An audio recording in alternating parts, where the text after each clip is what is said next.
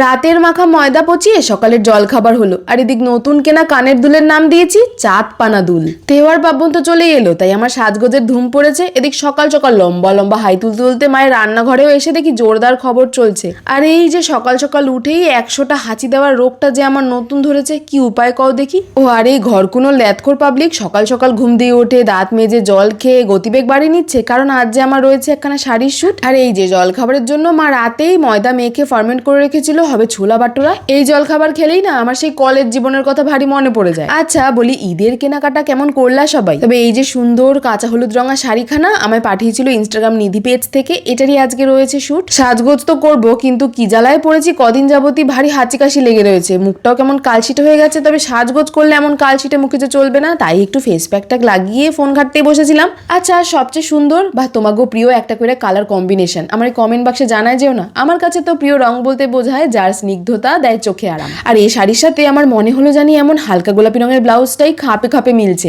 আচ্ছা, আমার মতো ঝুমকো প্রেমী কারা কারা আছো?